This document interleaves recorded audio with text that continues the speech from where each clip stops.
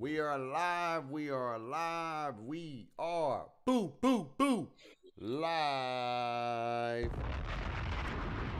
Welcome back. Welcome back. Talk that talk, family. What's good? I go by the name of Bake, and I want to welcome you back to another edition of Talk That Talk podcast. Got my brother, Yes, sir. co-host, co-producer of the year, referee, Yes, coach, Yeah. all that Yeah. good stuff. English teacher, husband, Yeah. father. Man, introduce Right. yourself. A lot, man. It's your boy. Yeah. Hey, Mr. Too Many Reasons himself. Laker Reasons is back. Laker Reasons is here. My boys look good last night, man. My boys look good. Yes. When I was watching the game, the win and loss thing, I didn't really care about. I care, but I didn't. It's game one. Right. But I wanted to see what the offense is going to look like. It looked good. I saw fluidity. Yeah. I saw sets. Yeah. I saw movement. Yeah. I didn't see ISO ball. I didn't see come down, let's go pick and roll with LeBron. I saw side to side movement that turned into a pick and roll. Facts. I saw us run an actual set to get a wide open three for my young man Dalton Connect. Facts. You feel me? I saw AD legitimately being utilized at every spot on the floor. He was at the top of the key. He was at the elbow. He was at the block. AD was in so many different spots doing so many different things. Yeah. You feel me? That kept him active, that kept him energized. You Yeah. feel me? When he was killing, it was JJ saying, give him the ball. It wasn't he killing, and then we get to the second half, it's like, where's AD? You feel me? So it was consistent. It was good. It was good to see that. I feel like I want to see what our identity is going to be and how we're going to establish our identity. JJ even said it, and I was watching the game. We missed threes, but they were a lot of good looks. Like, it wasn't that we was taking bad threes or just chucking up threes. Yeah. Threes was coming off of ball reversal. Threes was coming off of offensive rebounds, transition. So it was, like I said, man, it was a lot of good basketball. I'm glad we got the win. And I'm just happy. I'm just glad to see the Lakers playing basketball, kind of the new age basketball that everybody else is kind of playing. No. The Lakers looked really good last night. They look, first and foremost, shout out to the NBA season. I feel like one game was, we're going to get into that game next, but I feel like that game was really a good game. It was back and forth. You got to see how some teams, I know it's just the first game, but you got to see somewhat of what teams could potentially look like. We saw Minnesota, very different team without Cat. I ain't going to lie to you. Very, very different team. And they got to figure it out. Yeah, Anthony Edwards going to have to do a lot more work to try to help, get that team, galvanize his team and get them boys ready to play on a night-to-night basis. I ain't going to hold you, shoot. I ain't even going to get into Rudy Gay getting $110 million and giving up 36 and 14 on a debut. I don't know how you get $110 million and you give up 36 and 14 to your matchup. 36 and 18.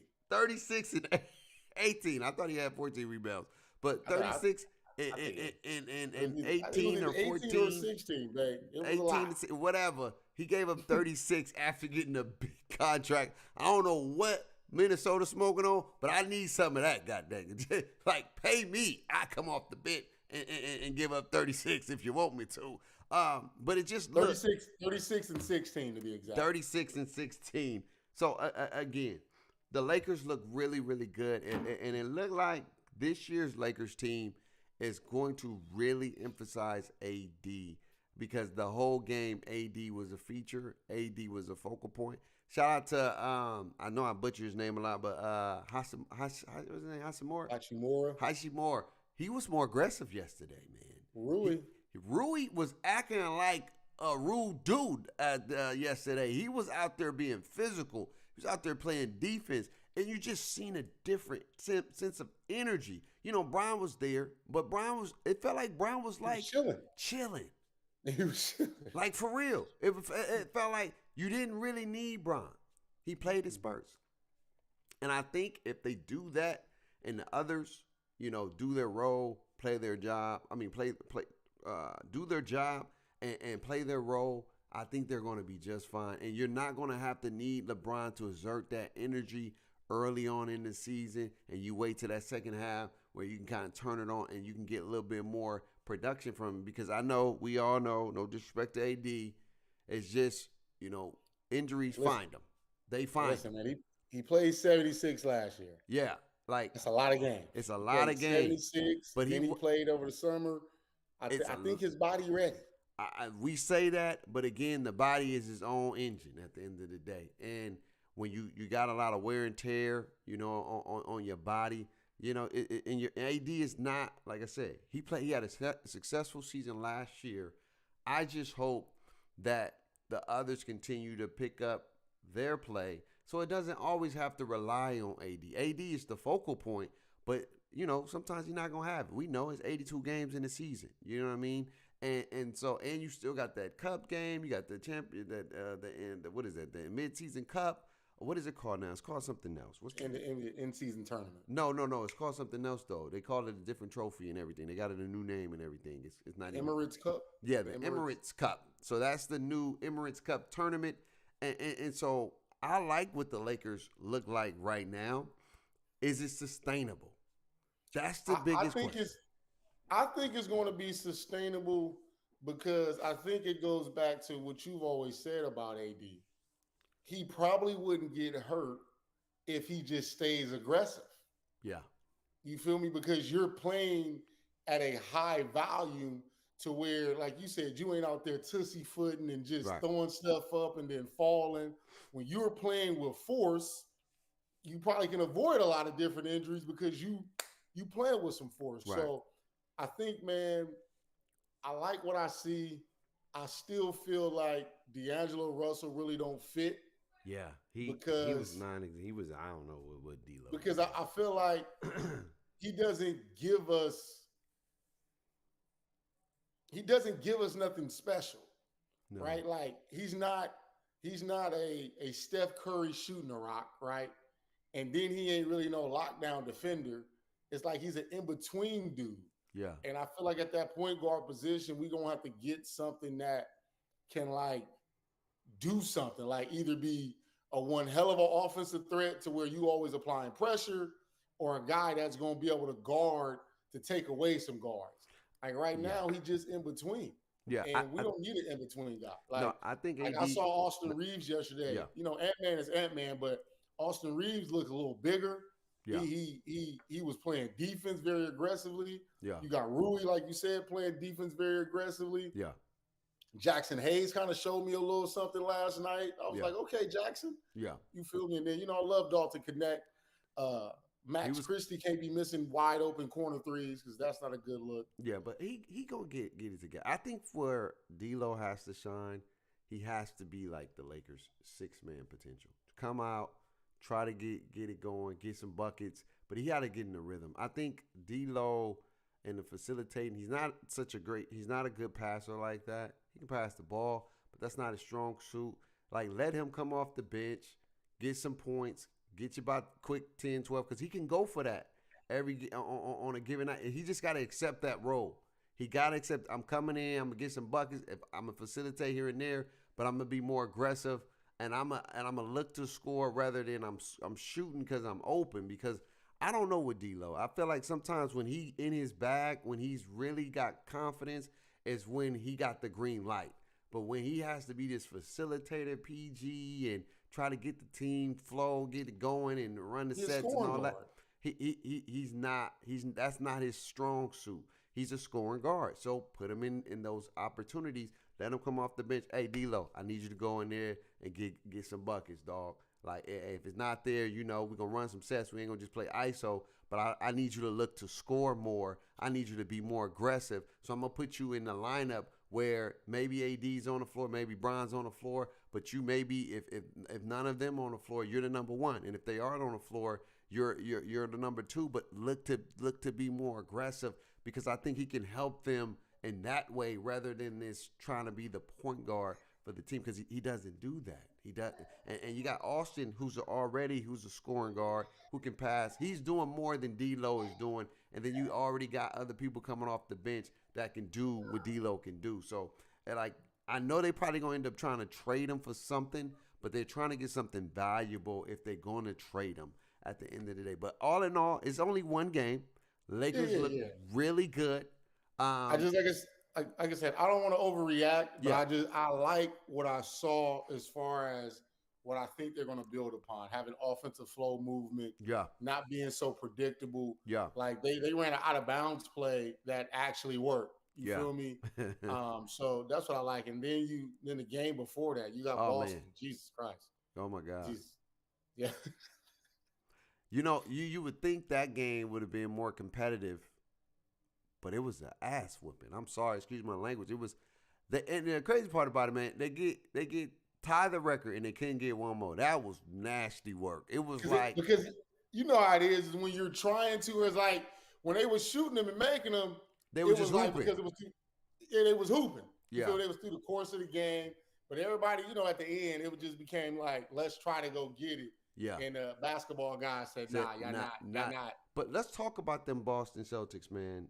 Porzingis again hurt again. You don't know how long. It's the same injury that he had from the finals. They said it's a knee. It's not a calf. No, it's the same. It's the same injury he had from the finals. He just ended up getting a surgery at the end of the season. What, the knee? Yeah. So this was all of it. The knee was hurt too. Yeah. So when he got hurt, it was the whole situation. So he got his knee cleaned up because he already had that surgery. So it was like, we're going to clean up this along with that. So when you come back, everything is good. So he got surgery on the calf? He ended up getting surgery on the calf. What happened with the calf? Like, what did he need? But it was like his ankle tendon. It wasn't necessarily even his calf. It was like it was like an ankle tendon. It was a rare injury that he had. That's why he was able to still play. Yeah. But he had a rare thing, and he ended up getting surgery after. And not how long he's out. But my thing is, he's still not playing, and he's probably gonna be out for what, a month, 2 months. Yeah. When the prognostics first came out, like after the finals, it was like December. December was the timeline. Yeah. So we looking at 2 months, January. Yeah, but I feel like with Boston, they would rather have this happen now and he be healthy later than for him to start off healthy and get hurt later like he did.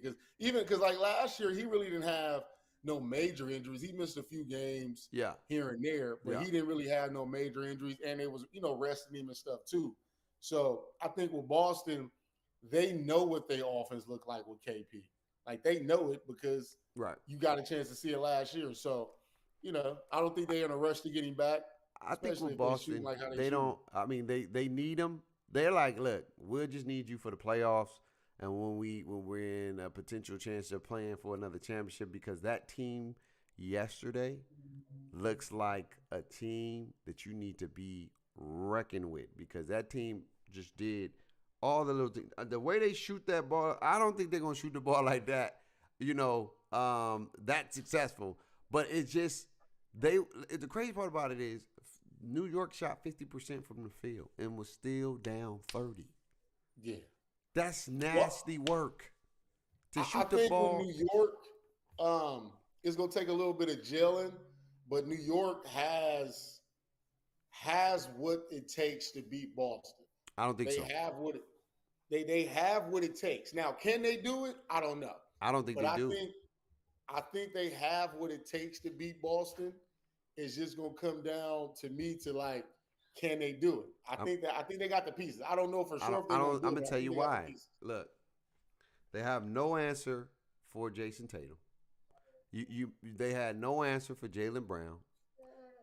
Cat is not. He's gonna be able to do what Cat gonna do, but when Porzingis come back, that's gonna be a problem. Like they don't have. I know a lot of people like the Knicks, and the Knicks. They lost a lot when they gave up their guard Gipichinzo, who's a great. I don't think they lost a lot because they gained Mikal Bridges and when they gained Mikal Bridges and they signed OG. I feel like losing DiVincenzo, they basically went on a run last year without Randall. So it's not like they really was losing But you gotta Randall. remember, they had interior presence, and they also had DiVincenzo, Who? who they had interior presence. What my man? What's the dude who left that went to? Mitchell Robinson's still Yeah, there. He just hurt right now. no, not Mitchell So he'll be Robinson. back. He wasn't him. It was a white dude. A So you white dude. talk about Harkenstein? Yeah, he was better than Mitchell Robinson. I ain't gonna hold you. Like Yeah, but I would take the Cat Mitchell combination over the Harkenstein Mitchell combination. I think I'm gonna tell you right now. Again, I think New York probably be 4th seat, maybe 5th. No, not even going maybe 4. I give them 4 seat. I don't know with Philly not being healthy again. I don't. It's crazy. It's crazy to not be healthy at the start. That's my thing. I get it. You know, people been playing hoops or whatever the case may be, but like it's the start of the season, man. It's the first game. Like, damn, how you not healthy Well, for the Paul first game? George, he actually got hurt in the preseason. He had the little hyperextended knee bone bruise type thing. Yeah, The Joel Embiid thing, I don't know what's going on. And then he basically said he gonna come out and he not gonna play back to backs probably for the rest of his career. I was talking to the homie, my boy Ryan. He said he want to come on the show too, so we're gonna have to figure that out to get my boy Ryan on the show again. yeah. But I was like, I feel like players' contracts need to be prorated if you just sitting out back to backs for rest. Yeah, but I think it should be like if you're gonna sit out a back to back due to rest because you want to preserve your body, then you shouldn't be getting a game check. yeah, You feel me? Like you got guaranteed money, because Kevin Garnett said it. You signed up to play 82 games. How are you not figuring out ways to get your body, your big ass body ready to play 82 games? yeah, And like if you miss occasional 4 to 5 due to rest, but they got baked. They got 18 back to backs. right, Or no, 15 back to backs this season right, through the course of 82 games. 15 back to backs. right. So that means you playing 8 out of those games? Yeah, I mean he's trying to stay healthy. I mean Embiid's been one of those guys that just continues to find his way injured. He plays hard. Just he's a big guy. It just. So what happens when you get in? So what happens? Hopefully not. You know, you do this whole back to back thing, and then boom, you still get hurt. Like not playing back to backs to me ain't the issue. I just feel like not getting your body fully prepared for the season is the issue. Right. You feel me? Like people don't really realize how much Shaq was hurt. People don't talk about that. Shaq was hurt a lot because he would come into camp 335, 340, Right. then play himself into shape. Like, you know you can't do that. Like, eventually, yes, you're going to get into shape. It's gonna hurt. But when your body is overweight and this ground is on that grind, you feel me?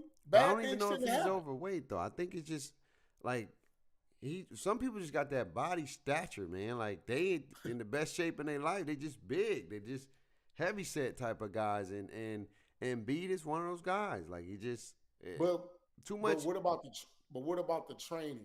I don't look, man. I'm gonna tell you right now. I don't think these guys don't train because I think they do train. What I'm saying, hold up. That's good job. What I'm saying is, as I've gotten older and paid more attention, it's are you training or are you being specific in what you are working out? Because you can have a trainer that when you are working out and say you're doing leg day, they're doing specific motions and things that are tailored. That's what to I'm saying. your style. That's what I'm trying to tell you. Like, yes, I've been around folks who train and let you know and let me know like the regimen of what people they really be active. Now they may take a little bit of time to get into that, but once they in that grind mode, they be really doing intentional work to do things that's going to strengthen them, get them better, to make sure that they're trying to prevent that injury. But at the end of the day, you know, your body is your body, you know, and Embiid, when he gets hurt, it ain't like he out there tissy footing. He out there giving it his all, and then it's just one of those things. He's try to go for a loose ball, maybe hyperextend his knee, then end up being worse than what it is because your body in some so much weight ain't meant to be torqued and all that jumping and all that. It's gonna wear and tear on you, dog. And if you've been doing it for a long time, it's only time is going to tell when it's like, all right, it's a wrap. Like especially people who have knee injuries, bro. Your knee is never the same. No, It's never the trust me, same. I know. I It's know. never the same. Like even if you strengthen it and all those things, it's never the same. You still gonna have pains. You still gonna have issues, and that's for people who stop playing. Now this dude is still playing at a high level, and it's just the law of attrition. And I don't know what's gonna happen with Philly. I don't. I think I hate. I don't want them to deal with the injury bug, but it just seems like the people that they got in their career, and I love PG. It's just they're at that state where it's like, man, dog. I don't know. That's why they keep collecting dollars. Yeah, they do keep collecting dollars, man. Let's talk. We'll get into some football in just a bit, but I do want to talk about the new look Clippers, man.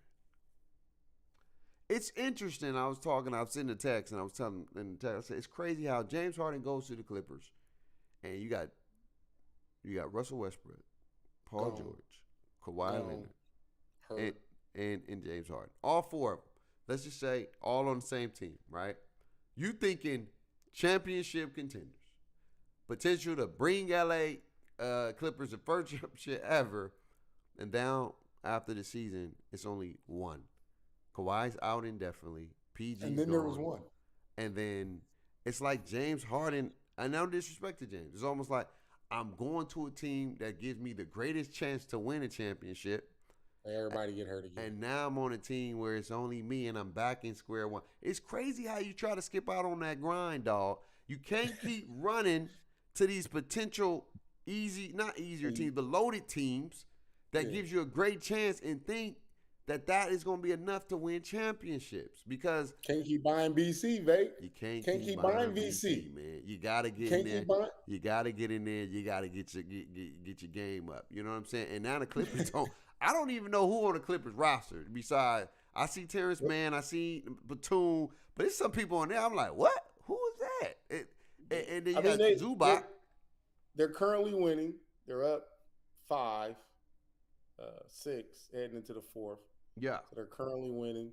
But I mean, I just look at the Clippers and the Clippers is going to clip. Yeah.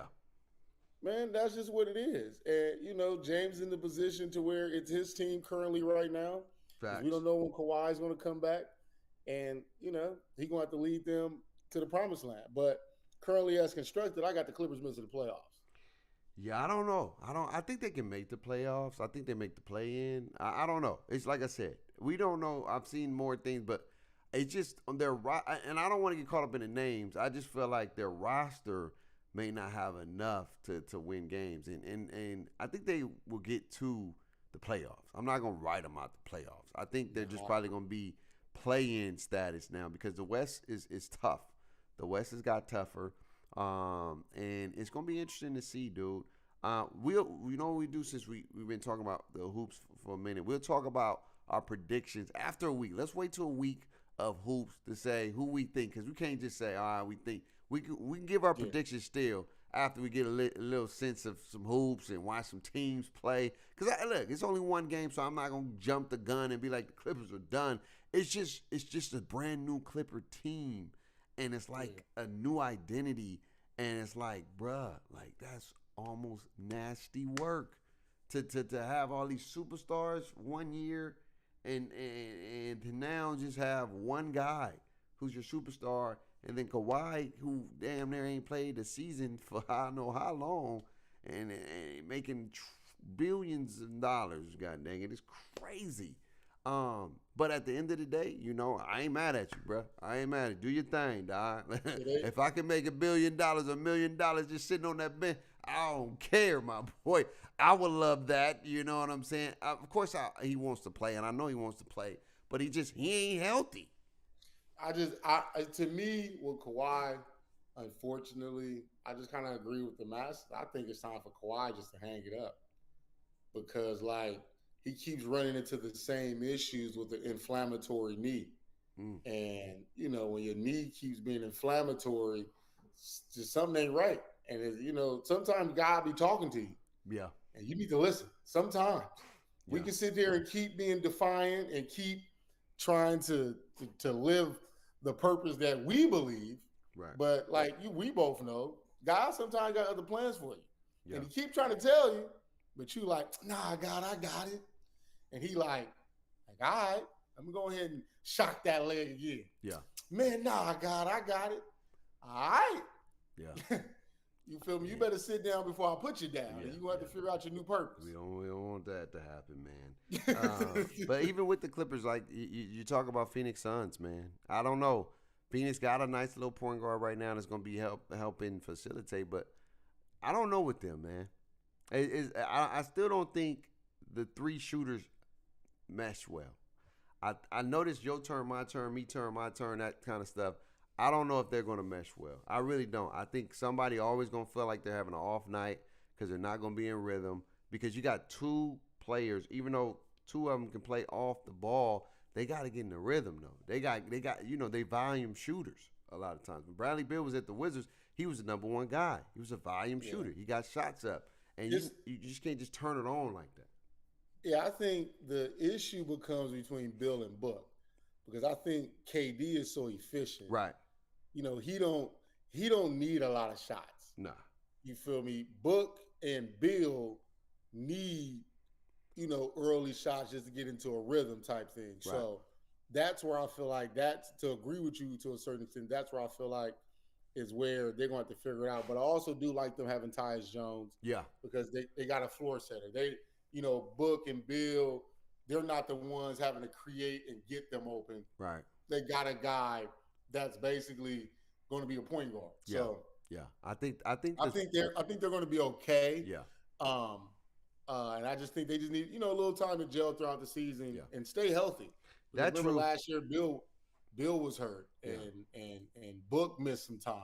Yeah. KD relatively was healthy throughout the course of the season, but they kept having a little injury bug with their team too. So I would like to see them fully healthy. For the most part, because it's 82 games. If they can keep all their guys playing between 68 to about 72 games, it's gonna be interesting. I feel like that's a good number for that. It's gonna be interesting, but we're gonna be keeping our eyes on the hoops, man. It's just good to see basketball is back, man. It felt like it wasn't going that long. We had basketball all summer with the Olympics.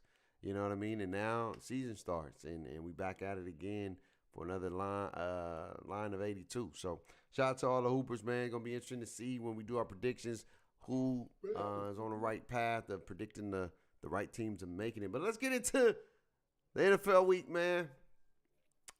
I didn't do so good. Why did I? I think we broke even. You got 2, I got 2, and we picked the Chargers for the last one, and we both lost that one. Let me see. You got the you got the Vikings and the Niners. The Jets. I got 3. I got the Lions, Chiefs, and Steelers. Yeah, and then I end up getting you got you got the Packers and the Ravens, and we both missed the Chargers. Both the Broncos, and we both had the Chargers. Yeah. So, but yeah, and so end up losing some points. But I want to talk about this Detroit game because that was for the division for right now, and I felt like Detroit established their dominance in the beginning, and then I think Minnesota finally just got their groove back and started to push back, and Detroit ended up putting a drive together. I gotta put some respect on Jared Goff's name. Goff didn't deserve it. He ain't off. He ain't off no more, dog. He ain't off, and I think he's in a place where he just feels so comfortable where that team is in that mindset like we shouldn't lose a game. And that's a dangerous team to play against. I'm going to tell you right now, that is a dangerous team to play against because they got some dogs on all cylinders. I still think Minnesota can give them a run for their money, even though they're second now. And I think that game was closer. It was a close game. It was a back-and-forth game, even though Detroit took the early lead.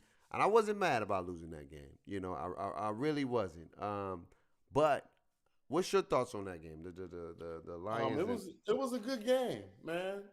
Checking in on that game, watching it as I'm, watching football, watching the red zone. So I'm, bouncing in between watching games, but checking out that game, man, it was a good competitive division game. The AFC North is looking strong. Yeah. I mean, you got 4 teams with 4 wins. I know. So that nasty at least work. 4 wins, which makes the division very competitive. Didn't I say the Bears probably make the playoffs?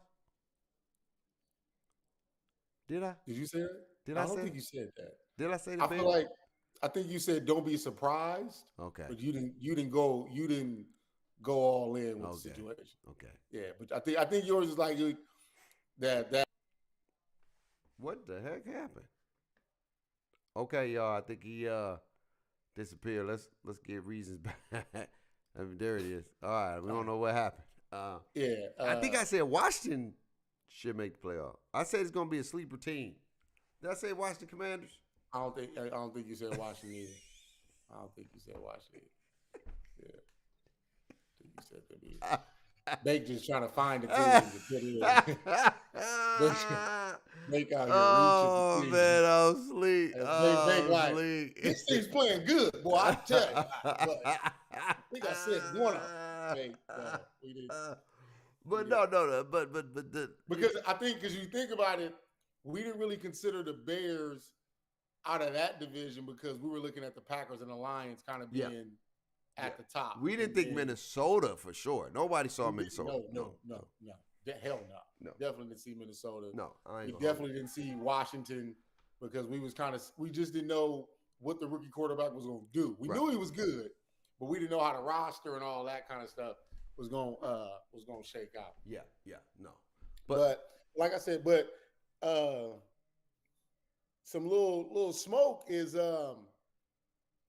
possibly, listen to this. I'm here. Possibly Stafford and Cooper Kupp to the Vikings for Sam Darnold and some first-round draft picks. Don't do it. Don't do that. I hope Minnesota don't do that. Don't do that. They get Cooper Kupp and Justin Jefferson together with T.J. Hawkinson. No. And Stafford. No. Don't do that. Please don't do that. I hope they don't trade that. See, the Vikings get them, it can get ugly. No, it's not about ugly. And they're going to end up losing. Because here we go again thinking you're going to put a quarterback in and it's going – no, man. You got something going right now in Minnesota. Trust it. Trust it, dog. Trust it. You don't need Cup.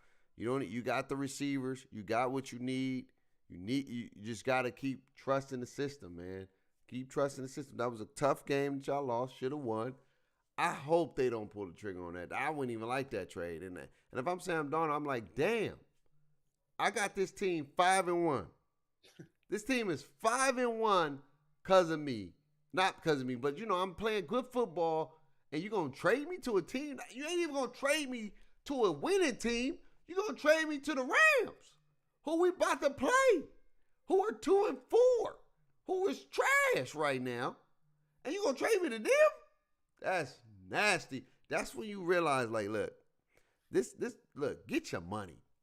Forget all this loyalty, dog. Get your money. If they really pull that trigger, that's the stupidest thing I ever seen a team do. You don't need to do it. And if they do that, that's stupid and that's dumb. And I hope Minnesota don't make the playoffs, and I hope they get ran after that. Because I don't like when people do that. Man, you're going to use me until I get, and then you're going to get rid of me like that? Come on, dog. No, that's awful. That's nasty work. And I hope that don't happen. I hope that's just rumors or whatever the case may be. But again, we talked about them last week. Detroit is looking like a team to be reckoned with. Detroit looking like, low key, they should have been in the Super Bowl if they executed. They run the ball in the second half. Exactly. And they executed. They didn't execute. Turnovers, and they just got too cute. They should have beat the 49ers last year. Everybody knows that. They was the more dominant team. They was the better team. But they fumbled that bag. Tremendous. I like the Lions because they got an identity. Yes. When you play the Lions, you know what you're going to get. You're going to get a very physical football team. Facts. The only issue I got with the Lions right now is they didn't have a strong pass rush with Aiden Hutchinson. And now he gone. And right now, without Aiden Hutchinson, they really ain't got no pass rush. Yeah. Sam Darnold was back there baking cookies, pies, calling his girl back there. He just, Yeah. you feel me? So the Lions got to address that pass rush situation. Yeah. They talk about this. That's who they should be trading for. Zadarius Smith out there in Cleveland. So that's something that they talking about, getting him to try to help out that pass rush, because right now they ain't got nobody getting back into that quarterback. And we know if you got to sit, if you have to play all out defense where you blitz and always create pressure, that means you're susceptible to give up big plays. Yeah. I mean, if you got the DBs to do it, then and they DBs is good.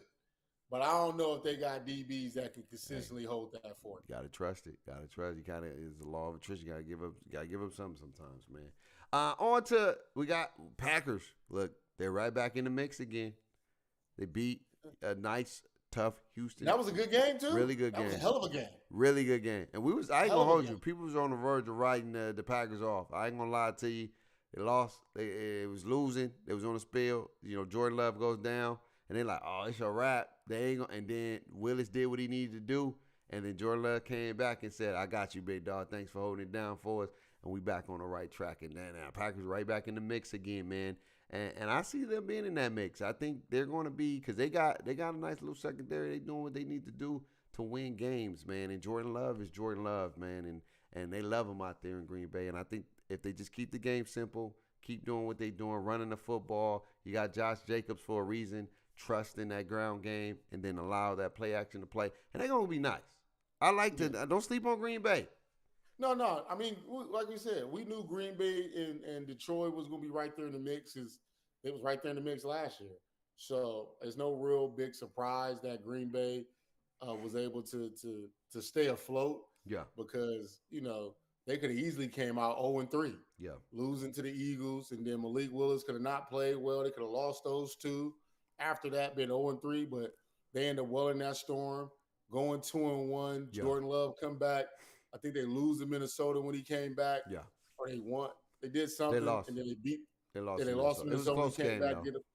And then they didn't won their last two. Yeah. Beating the Rams and then turn around beating the Texans. And now they have 4-2. So they're right there, man. They're right there. It's a good, like I said, man, that's a good division. That's basically arguably the best division in football this year. Right now. Yeah. And so we're going to see. Man, 49ers. Injuries. Injuries. Their injuries is piling up. Their injuries is piling up. And it's that law of attrition, man. And they play a lot of football. They're always in the playoffs. And that body and that wear and tear is starting to catch up, man. And Brock Purdy probably had his worst game of the season by far. Even in his career, I should think, would he do 3 interceptions? Yeah, to me that was probably his worst game of his career. Yeah, overall in his young career, I think that was probably his worst game. He just looked so uncomfortable. Purdy was looking scary, and honestly, he's been playing very well. So it's not real like talk.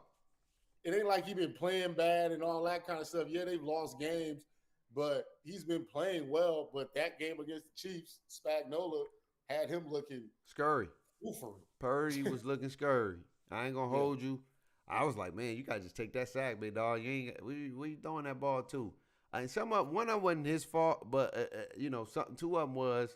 But my thing is, the Kansas City Chiefs, man. They just find ways to win. We just keep talking about it. It's just terrible. Played probably one of his worst games, and then he over here running people over. Like, bro, I don't care who you is. I can't let the quarterback run me over, dog. I can't. Like, I don't care. Like, stand them up. But you can't be kicking your feet up. Like, and then it was so nasty. He looked at him like. And he looked at him like, what? Gave him the little. Pat Mahomes is a winner, man. And he just find ways to win games. Like, he didn't even have his best game. And he found ways to win games. Like the scramper for like 40, 50 yards, 30, 40 yards down the field. Like a big scamper that puts his team back in position to take the lead. Like, I just don't know. We keep comparing them. I get it. They put him on Tom Brady comparison because Tom Brady won 6 or 7 rings. Definitely understand. No disrespect to Tom Brady. But what he's doing, beyond what Tom Brady was doing. It just, I'm not dissing Tom Brady, but just this man is he just, even the little things. There was one play, he got sacked, but before he went down, he threw a pass, which was a big third down conversion. And the dude caught the ball like, if that was anybody else, they go down. But no, he keeps the play alive, and he just do the little things. And even if he's not having a bad, it's like, forget about it, football. I'm getting my team down to what we got to do to win this game. And that defense Sheesh. is immaculate. Man, put some respect on Spo's name. It's smothering. It's like, you ever had smothered chicken? Mm. You love that defense because they just get after you, man. They have got after every quarterback that they played against, man. And I don't know who's going to beat this team. We're going to talk about the Baltimore Ravens and what potential of what they could do, potentially how they looked. But it just, Kansas City, man. I don't know, man. I'm not putting them on that Golden State level because Golden State was dogging teams when they had Kevin Durant and all that. But now they add in Hopkins to the mix. And I know people like, man, Hopkins going to remember when people get healthy, dog. Remember when they get healthy because they got a lot of people out right now with some injuries, some big ones. But remember when they get healthy. Well, the thing about them is like, they're not going to get a lot of people back. So Hollywood Brown may come back by the playoffs, but when you miss a whole season, to try to get you fitted in the playoffs ain't going to be good. Did they figure out Juju got a hamstring? Well, Juju, he'll come back in a few. Yeah, Juju got the little hammy, so you know how that can go. And then is Rice out for the year. Oh, he's out for the year? What was it? Yeah. Rice basically out for the year. So them getting Hopkins, to me, I don't think it's about Hopkins having crazy numbers. It's about Hopkins giving them balance. Right. And having a security blanket, another guy that they can find on third down outside of Travis Kelce. Hopkins, to me, is just an older version of Rashee Rice. He ain't about to take the top off the defense, but he's going to find areas to make sure that Pat Mahomes has a security blanket. Because even though Hopkins ain't killing people, Hopkins is still Hopkins. He still got good hands. He can still run good routes. So it's going to be very interesting, man. They play us this week. Their last loss was against us. Yeah. So we're going to see how this is going to go. I'm going to be drinking at brunch. So, I'm going to win anyway, whether they lose and I'm happy drunk or whether they win and I'm happy because they won and I was drinking. So it's a win for me on Sunday regardless. They're not messing up my Sunday. They ain't messing up Sunday. But let's talk about them Pittsburgh Steelers, man. At first, I ain't going to lie to you. It was looking rough in the beginning. I was like, let's go Jets. Let's go Jets. Let's make it do what it do. And then Russ, he figured that thing out, and they was starting to throw the ball deep. And he wasn't able to do that with Justin Fields. And Russell Wilson took command of that team and showed the people in the world why right now he's the number one guy. He's the number one quarterback for that team. People forget that before he got benched, Russell Wilson had 25 touchdowns and 8 interceptions. Like, that's a pretty good number to have. Yeah. Especially with the talent he had in Denver. And, so once they got rolling, It's very interesting to see that, the passing attack kind of opened up a little bit more. Opened up a lot. They was able to do certain things. So, it's going to be cool to see. What up, Zach? What identity they continue to establish. Right. You feel me? And they was able to run the ball pretty effectively. Yeah. So I think that balance allows them to play into Russ strong suit, which is play action, take deep shots. You feel me? It's almost like he got that love from Seattle almost. Exactly. It's almost like that Seattle vibes all over again because, he was a dangerous man when he was in Seattle. You know what I mean? Exactly. And so I agree with you, bro. It's looking good. I'm happy for them for the most part that that it worked out for Mike Tomlin. Yeah. People's calling that man crazy. I was one of the ones that was kind of skeptical because I'm like, if you're winning, Why don't change? mess that up. Yeah.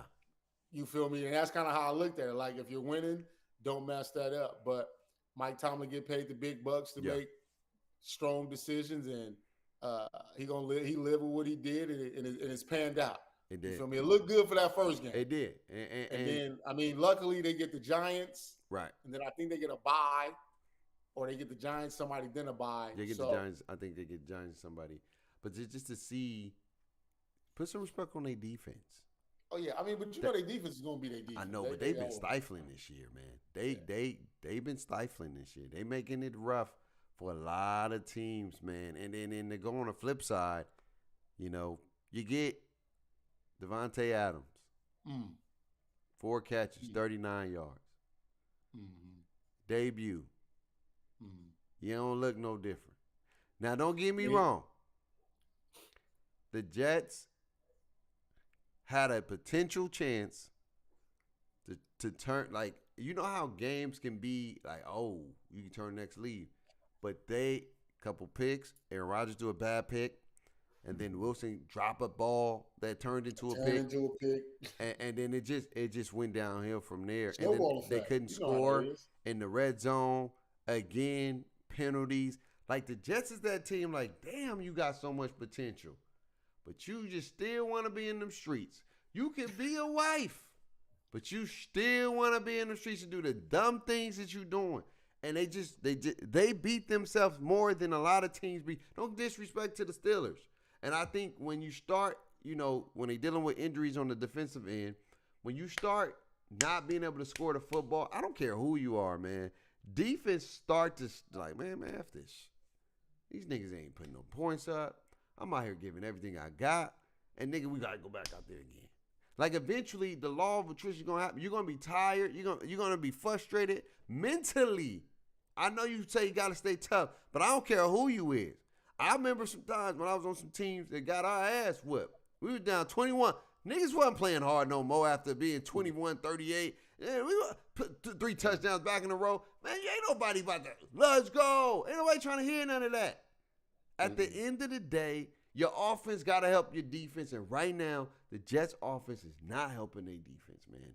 And they're struggling. And you would think you got Wilson. You got Adams now. You got some other receivers that's starting to do, come into their own. And you're not putting up points. And you got Hall. It's atrocious. And I don't know. I thought they was going to be, Hey, listen, Devontae Adams, one of the first players in NFL history to lose to the same team twice in 1 week. It's crazy work. Well, he wasn't playing in the Steeler game. Nah. He was on the roster. When you're on the roster, you're part of the loss. So they lost to 2 L's. They left 1 2-5 team to go to another 2-5 team. That's crazy work to me. Yes. But what do I know?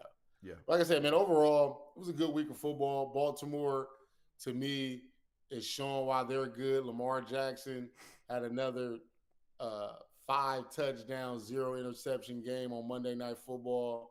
I think he's like tied for 3rd on that. Derrick Henry run the ball. They had over 200 yards. This way. Yeah. They had 200 yards of over 200-something yards passing, over 200-something yards rushing. I feel like the defense is starting to come together, even though they kind of gave us some points and stuff at the end. But that offense is looking real potent. Yeah. Derrick Henry's running downhill. I feel like they're kind of using him in a spot situation to where they're trying to get up. And then they said, all right, well, we'll get up, and now we're going to hit you with this Derrick Henry train. Yep. And you got to deal with that. So I like Baltimore. I think now that they kind of found the rhythm, hopefully they stick to this identity. Yeah. They could be the team to kind of give Kansas City a run. Yeah. But, it's the playoffs, and to me, Lamar Jackson still got to prove it when the money on the line. Yeah, it's going to be interesting. It's going to be interesting to see, man. And then we get to the final segment before we get into the picks, man, second to final segment because we're doing a new segment. both of our teams. I ain't gonna spend Can't too get much right. time. It just, I Can't mean, get we're right. 4-3. We're still in contention. Yeah, and with all those injuries to Tampa Bay, that really didn't, But I don't know who help you we out. are. I just feel like one of our biggest issues right now is to be able to create pressure on the defensive line. Judon, and then oh my God, dog, I was so embarrassed. My man TP man looked like a roll of toilet paper. My boy, what's his freaking name? I can't think of his name right now. What position? The receiver from Seattle. The DK? DK. Oh my God. Have my dog Oh, with one hand, not even blocking. Look, now I understand if you blocking, somebody driving. My man was walking, blocking you with one hand, T. Terrell. Your name should be Sherelle right now. Because he was manhandling you like you was a female. And you should never put your hands on women. And that's why. Because he had my dude, and I love you to death. But he had my dude by the collar, and he said, "What's up, dog? Where you going?" Luckily, that touchdown got called back. And to see the struggle, You ever ran into a dude that like that nigga strong, dog? That's a strong, bruh. The struggle of my man Terrell, dog. I was embarrassed. I said, "Damn, like you ain't gonna let nobody touch you like that. Like I'm taking a 15-yard penalty, god dang it. Like I'm punching you, I'm hitting you in the head. You ain't gonna just walk me down like that, bro." Yeah, we're gonna have to go. We're gonna have to go. And that hurt me because I saw my defense get manhandled on all phases. Yeah. And it was hurtful. And that's scary because you got Raheem Morris, who's a defensive guy, and our defense is soft. I'm sorry. I call it space. That's the second soft call of the week from Gerard Mayo called the Patriots soft. We're soft. We're soft. When I saw what they was able to do and how easy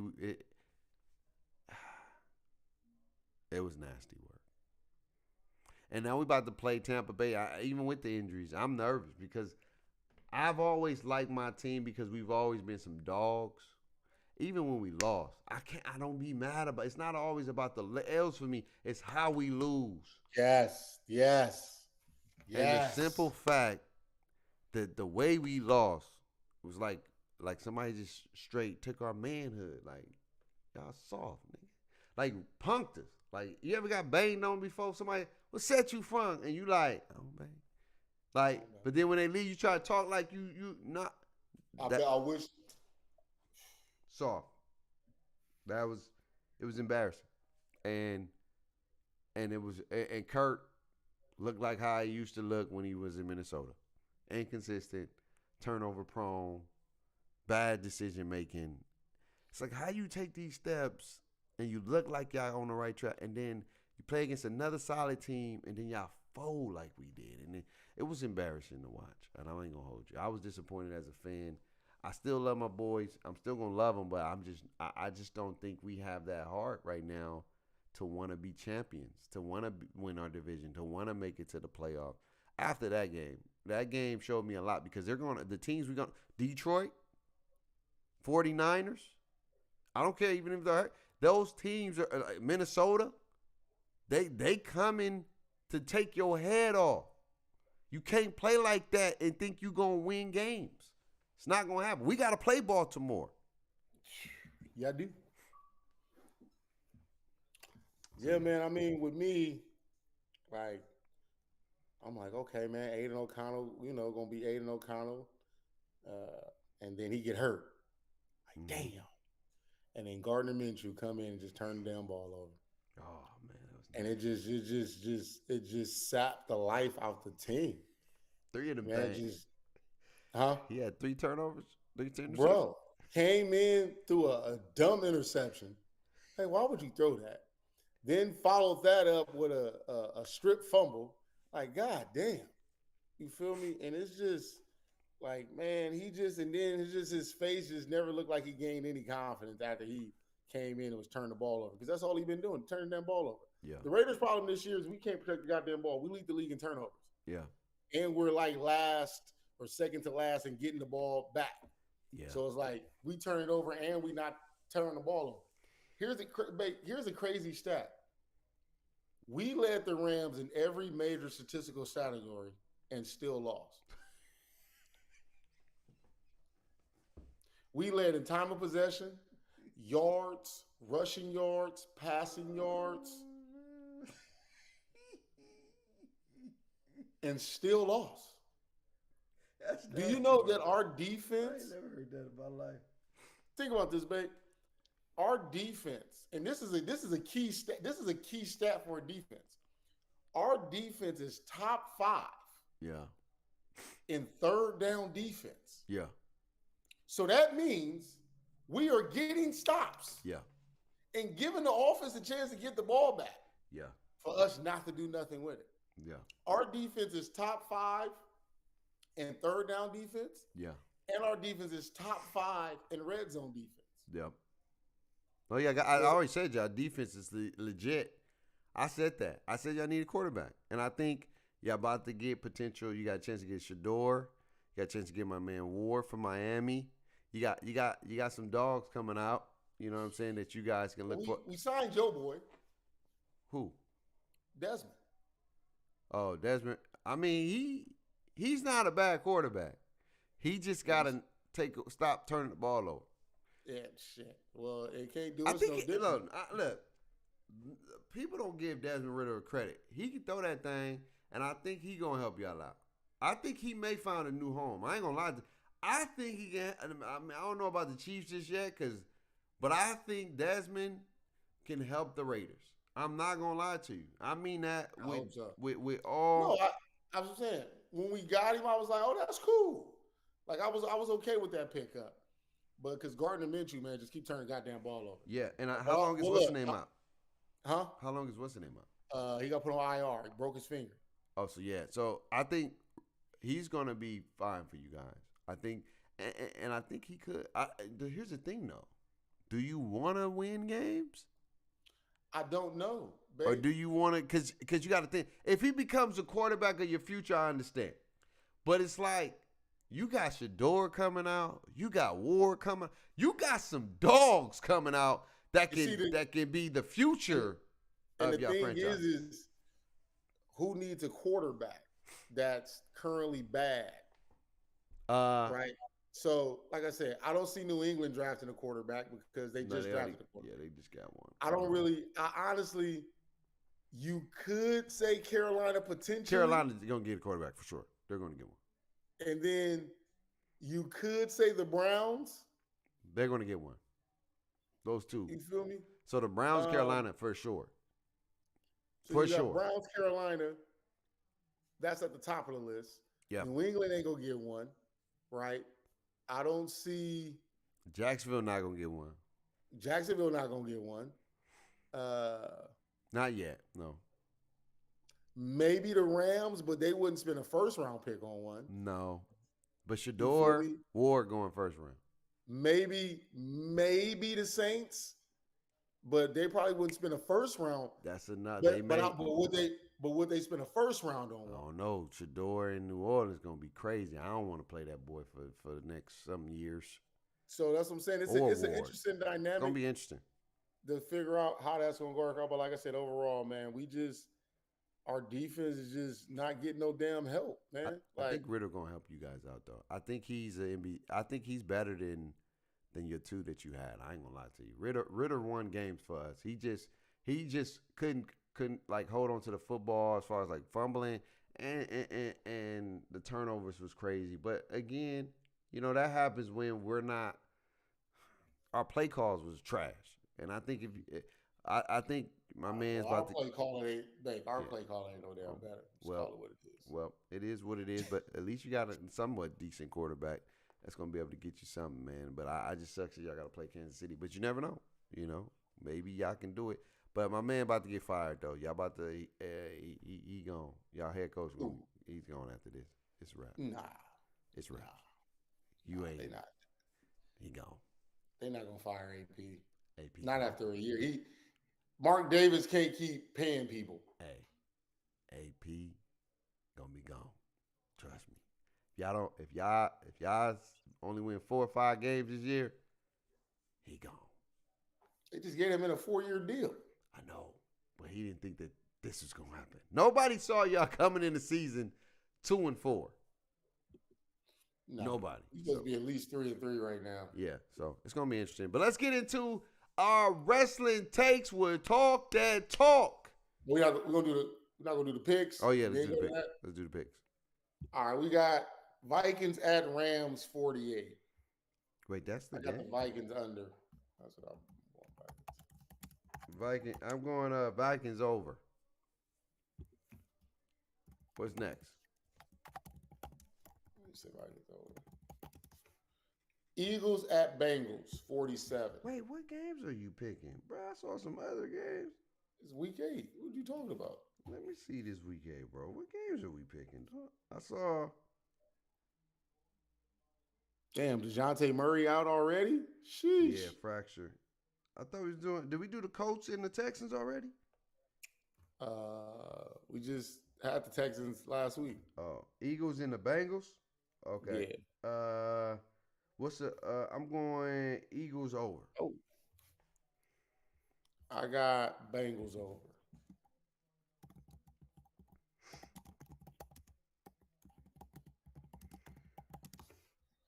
Bills at Seahawks. Ooh, it's a tough one. It's a good game. It's a real good game. That's a good game. I'm gonna go Bills over. Ooh, I like this one. So that's a good game, man. I'm going. Who the Bills play last week? Who did he play? Bills played. They have a bye? No. Bills won at home against because Amari Cooper scored. Yeah. I'm gonna go Seahawks. Seahawks over.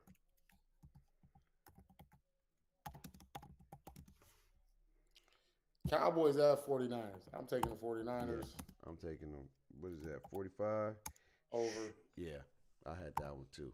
For sure. For sure. And the last one is Steelers Giants. I got Steelers over. Yeah, I had those two.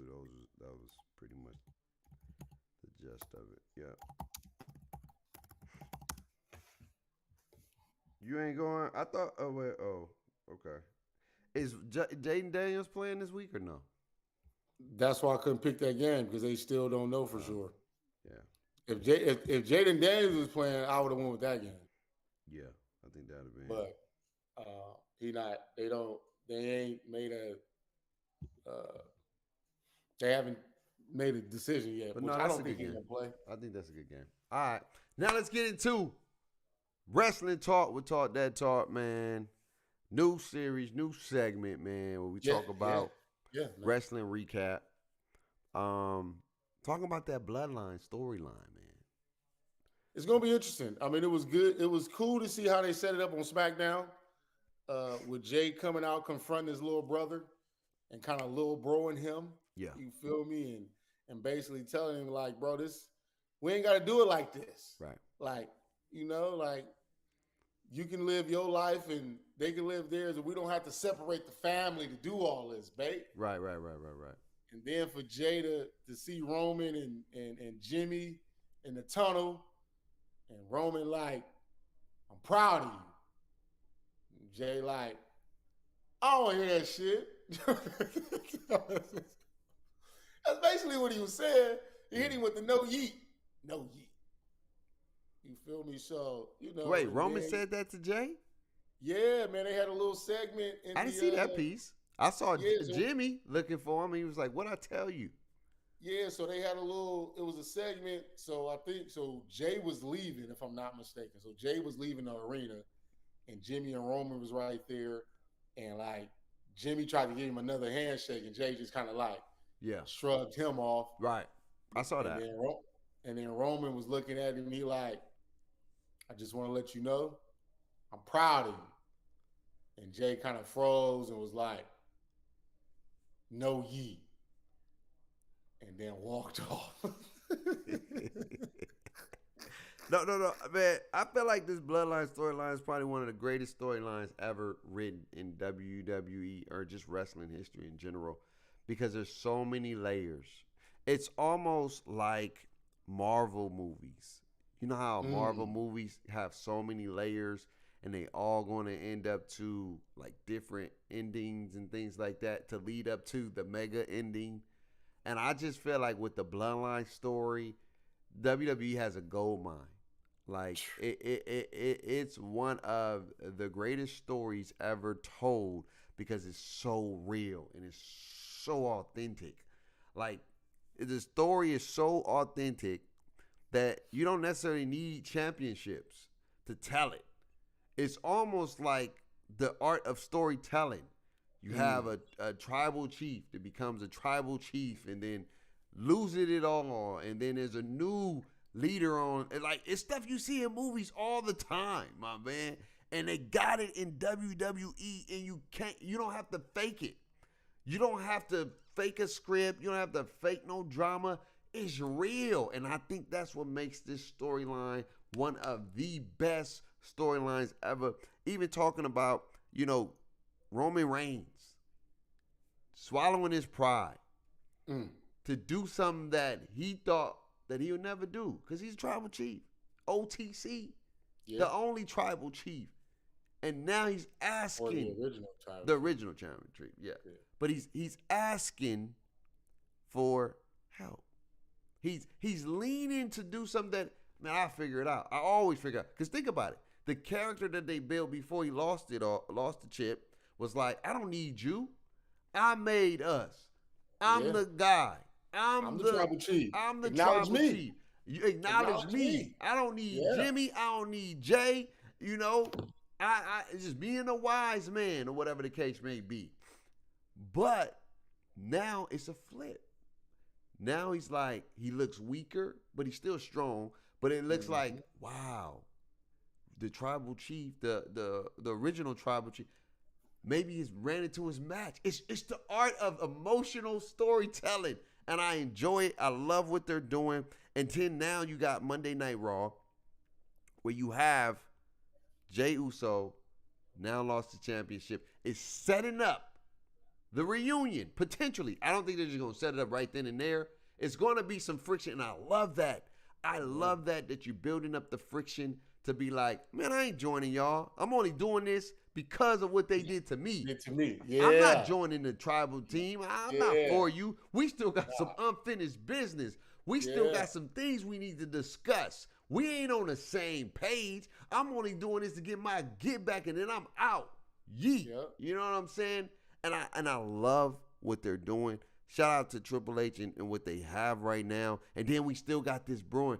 What is the final boss going to do? The final boss came out. Nobody talked about it, but he came out when Roman Reigns and Cody Rhodes beat Solo Sikoa and Jacob Fatu. Nobody said nothing. It just, oh my God, and then that's it. But there's pieces, there's little gems, and it's setting up for a very, very, very amazing WrestleMania that's going to be happening. But it's like the start of it. The little man, they're doing all the right things, man. It's just they got a lot going, man. I'm even loving like the women's division, right, and the storytelling they got going on right now. Even with the tag team titles, the women's division and Jade and the EST and that other young female group, that's African American. To see how they're spinning that. This whole Kofi Kingston, Xavier Woods situation. Right. And how Xavier Woods is basically about to turn heel and the New Day about to break up. Yeah. Because I think they was keeping the New Day together with the hopes that Big E was going to return. Yeah. But now that they see that Big E ain't coming back, and then the new person that they was going to use for the New Day end up getting his little situation, so he's no longer in the WWE. Right. So now it's like, well, how can we do something different? So, I can see this Kofi and Xavier Woods thing brewing and that and then the Wyatt Six Yeah. pop up out of nowhere to come attack AOP Yeah. and in that situation, and then you still got uh uh the new Judgment Day Yeah. and Liv Damian and Priest and Rhea. them still dealing with You feel me? amazing. You, it's so many little things, and then we was talking about it with the whole uh, Kevin Owens and Randy Orton Right. and this and can Cody Rhodes being a part of that, and how all that's about to shape, and Seth Rollins in the Brunson Reed situation. Yes. So wrestling is such in a good spot. Oh, it's an Um, amazing spot. Probably in the best spot it's been in years. in a minute. I mean, it's probably. I think it's been building since the whole Roman Reigns rule takeover. Right after Yeah. COVID, Yeah. once COVID was Yeah. over, and we was able. Yeah. Like it's been brewing into a great situation because Roman Reigns was kind of carrying that torch, and then they just started finding different things to just Yeah. take it up another level. Because you got to still think about it. We're missing Charlotte Flair out of the women's division right now. Yeah, Charlotte. You ain't even talking about Charlotte right now. Like, Come on, that's what I'm saying. So you don't even need that's to because they have so many people now that have like Charlotte Flair doesn't even fit right now. To just throw her in there, it'd be a travesty because you got Liv Morgan and you got Rhea Ripley, who are in one of the biggest, greatest feuds we've seen in a while for the women division. You have on the WWE where you have Bailey, and then you got Nia Jax, but you got Tiffy ready to make that switch and take the chip. You know what I'm saying? So it's a lot. She doesn't fit right now. I think that's why you have the big timers. Yeah, but I don't necessarily think she doesn't fit. But I feel like she's that wild card that OG. Becky Lynch. Yeah, she's still out being a mom right now. So that's what I'm saying. That's why I'm saying like you don't need them right now because if you put them in there, not right now. I'm just saying like, of course, yeah, I get what you're saying. We got that along the lines even with John Cena. You feel me? So you got John Cena, you got a Becky Lynch, you got a Charlotte Flair. You got a lot of wild cards. You still got names that ain't even a part of this right now. You still got the Undertaker who showed up out of nowhere, so you know. Well, he ain't. He just. Y'all know, but I'm just saying. But he lurking somewhere that you not to wrestle to do a spot. Do a spot, and here's another thing that I feel like should get talked about. Rikishi, not to wrestle, but Rikishi is pops. Rikishi is Unc. So you even within that bloodline storyline, getting Rikishi in the mix of this situation, because you think about it, right? Rikishi's sons are the Usos and Solo. Yeah. You still got the Wise Man. Yep. So to me, to you can flip it. The Wise Man still rocks with Roman. Rikishi show up like, y'all my older sons, but I'm gonna rock with the younger son and Jacob Fatu and Tama Tonga and all, and now he's the councilman to that, I think it would work if they wouldn't use I think The Rock is going to be. But when I'm looking at it is just a future story. Right, it could be a story for sure. Like, I think if he was to do that, they probably would have been able to. They probably could have pulled the trigger with Jimmy and Jay. You know what I mean? Since they didn't get them back together when they was fighting. You know what I mean? Like they didn't even put him in a storyline, and you would think that'd be a great opportunity to put the father in the middle of two sons, like fighting. You know what I mean? Fighting for, going one-on-one. And you being like ringside, who do you choose? Whose side are you on? And then, having their moment type thing. He wasn't even in the mix on that. So not saying they can't put him in there, but I feel like that would have been even a greater time to put it because you got your sons. You could have been like, no, we shouldn't be fighting. Like, we bros. We did. And you know what I mean? But that's why I think it'd be more like the intrigue comes with because it's a third son. Right. And the third son is on the opposite side. So it's like you can use the father to bring Jimmy and Jay together just for the dad to turn on the older boys to team up with the younger son. Right. You feel me? So dad kind of bring the family together, bring the two boys together, but he basically still turn on them because the younger son's the baby boy. You feel me? You don't want nobody messing with the baby boy. You know how it is in a No, no, household. I don't think they would do that because But but I just feel like they have a they have something they can do. I feel like they can bring Rikishi in the mix in yeah. some way, but I think if what's about to happen right now for a while is you're gonna have two different chiefs. You got the younger chief, you got the original chief, right?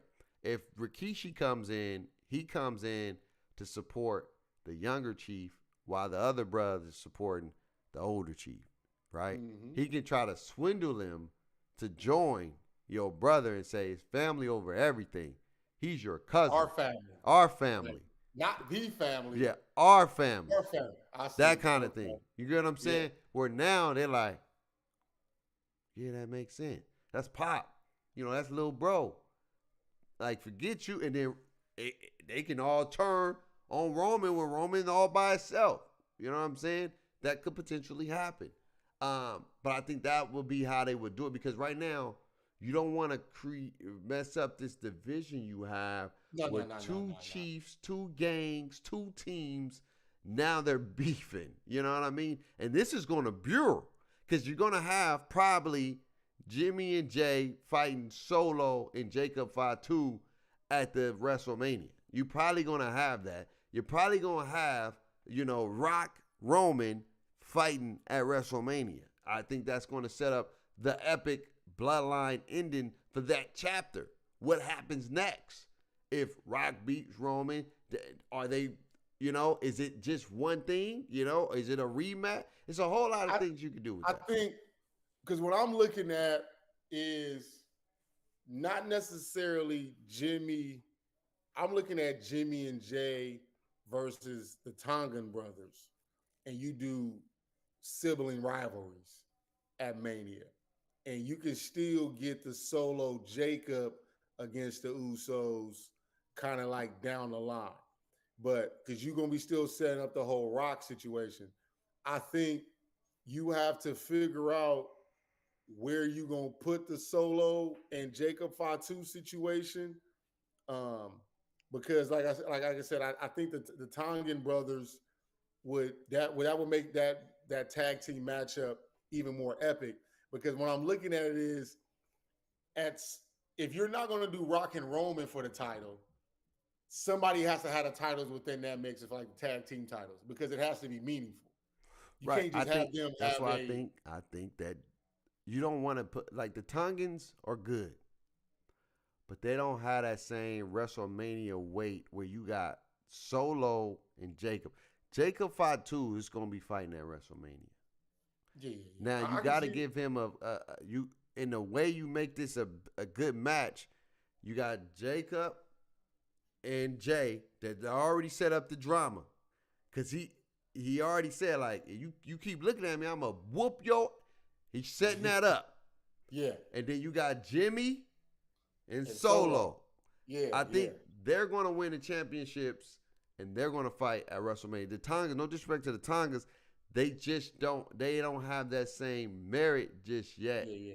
Like Solo and those people going to be at WrestleMania. That's a mid-card heavy match because it's like Fatu versus the Usos one more time to fight because that's still going to be brewing. It's not going to be over. People think it's going to be over no, that's just the start of it. We are barely getting into the start of the movie, ladies and gents. This is about to be an epic ending. And you gotta have Jey Uso facing, even if you're going to do singles or single match, but I think they're going to do it in a tag match. They're going to let them win their championships, and it may even allow the Usos to win the championships again. Or they can put Solo and Jacob Fatu over because they beat the Usos, but Roman beat The Rock. So now it's a 1-1 type thing, you know what I mean? Like I said, it's a lot. And we still ain't really talked about the ring general. Right. And what he's possibly be going setting up. This whole, they keep doing carrots about Brock Lesnar. Like Right. they ain't really saying his name, but everybody kind of keep referring to him. Right. You know, because Cody referred to him a couple of weeks ago about I slay the beast. Seth Rollins said it just, like everybody Little keep nuggets. everybody keep referring to the beast. You feel me? Because what if, Bank? What if the beast comes back with the wise man and he's a part of the bloodline storyline just as a piece of that puzzle? Not too much in it, but just a piece of that puzzle. Where would you place him? So because you looking at it like all the Roman foes become his friends against a common enemy. So you will put the Rock. So I'm looking at War Games possibly, right? Because I know you had a situation for War Games. I'm looking at War Games as like, all right, we go Rock, Solo, Fatu, and the Tongans. You go Jimmy J, Roman, Brock, and Cody. Or Sammy. Yeah. Throw Cody out and put Sammy If they do 6, yeah. Not 6. I'm just saying you could take Cody out because you let Cody deal with KO. Yeah, because that's gonna be for sure. That's gonna be at the next. So you go Sammy, Brock, Roman, and the Usos against Jacob, Solo, the Tongans, and the Rock. The only way I can see the Rock on that side just yet is they got to build that up. Something's got to happen, and it's got to be at a big event. I don't know if they have I think the Rock and Roman to set that up, it's got to be at a pay-per-view. If you do it at a regular show, it can happen. You know what I mean? I ain't saying it can't happen, but it ain't gonna have that same because I see what you mean, because I think the setup, if you get past, because the thing is what's going to happen after Crown Jewel? First off, I feel like Crown Jewel right now is a waste. I feel like we just go, Crown Jewel going to come and Crown Jewel going to go. War Games is the next big thing. That's basically Survivor Series. Yeah. That's one of the pillars. But the thing after War Games, you got the Saturday Night Live main event, which is something that's supposed to be a big deal because they bringing something back. Yeah. And then right after Saturday Night Live, you got Raw on Netflix. Right. That Monday Night Raw on Netflix at the Intuit Dome, that's going to be a bonkers show. That's what I'm saying. It's got to be a big night. It can't just be a regular Monday night showing or Friday night taping. It has to be. If the Rock is on Roman team, they celebrating, they're over there, wooty woo, and maybe they want their get back, and then he turn on them. I don't know. You just got to figure out how the way you're gonna build that, because that's an epic moment that you don't want to ruin. And if you're not gonna do it at the Survivor Series, then you don't want the Rock in the mix of that. You know what I mean? You want the Rock to try to come out. It's gonna be. I feel like once we figure out what they're gonna do with War Games, yes, I think we'll have a better idea of what's gonna come next. Because, like I said, they got the Saturday Night Live main event. Right. If they do it, it's gonna be on the Netflix. If they do it, they'll do it on Netflix, where maybe Rock comes out, the music come out, and they probably talking about whose side Rock's on, and then he act like he's on the Roman side. Because you would do for a main event, a Solo versus Roman. Yep. On the Monday Night Raw one. Yep. You feel me? The Rock being there. Special guest referee potential. Something of that nature. The final boss is going to make sure it's a fair fight.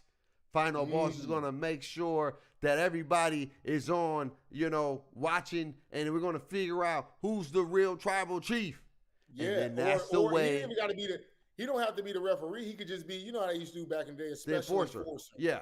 The he's around the ring. Yeah. You feel me? I think it's epic if he is the ref, because then if they're fighting for what's it called? What's the called thing? The Ugalafa or Umalafa. If they fighting like for that, for the tribal chief, a ladder match. For the tribal chief, right? A ladder match. I like that. Tribal chief, right? and The Rock screws Roman. And that acknowledged Solo as the new tribal chief. And So that then builds up the Roman has to then cost The Rock a chance to beat Cody Rhodes in the championship match. and then so what you set up is Roman. I feel like then you put Roman in a goes back to back nights, right? He has to beat Solo to regain tribal chief status, and then the next night got to beat The Rock to basically conquer all. Ooh, yeah. I think we just set up something. We set up something. You get what I'm saying? You see what I mean? Like how if you're gonna use The Rock is like the king. Yeah, right? Yeah. You can't just move him around. He has to be at a big moment. It has to make sense where it sets up what we know is supposed to set up. And then The Rock still has to fight Cody Rhodes. Remember, he said he's going to fight him. That belt's going to be on the line. I feel like that's a Royal Rumble match. Royal Rumble. Because then, because that gives Roman's probably going to be, because Roman doesn't, you look at it like Roman doesn't win the Rumble. Because he can't necessarily win the Rumble and fight The Rock. No. So Roman doesn't win the Rumble. Somehow that gets cost. And then like you said, or you do this. Usually the Rumble is probably after the title match. So you let Roman.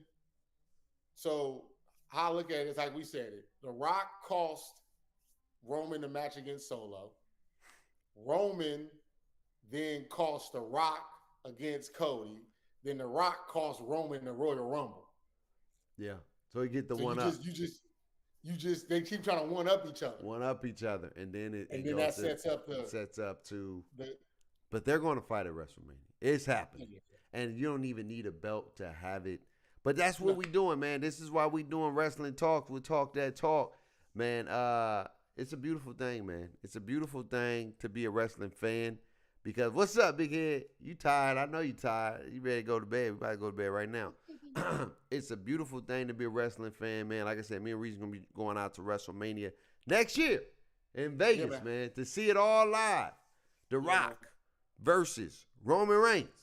Tickets on sale this week. Tickets on sale for the real, not just the tribal chief, but the head boss, the final boss.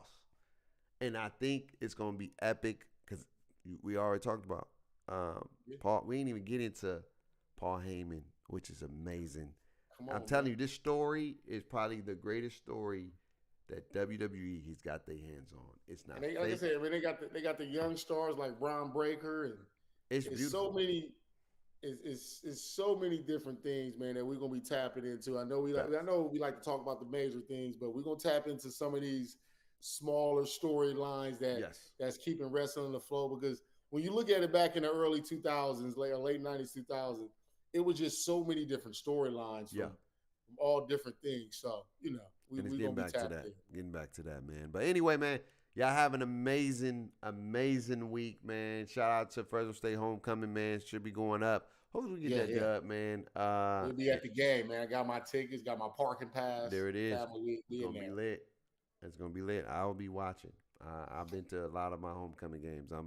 I like to hear the commentators, so I'm gonna be watching. I'm big dog. Me and y'all be at the game. I'll be watching. But y'all already know. Stay blessed, stay encouraged, and always remember to talk that talk. Say talk that talk. No. Say talk that talk. No, I'm not saying that. All right, man. Peace. Peace.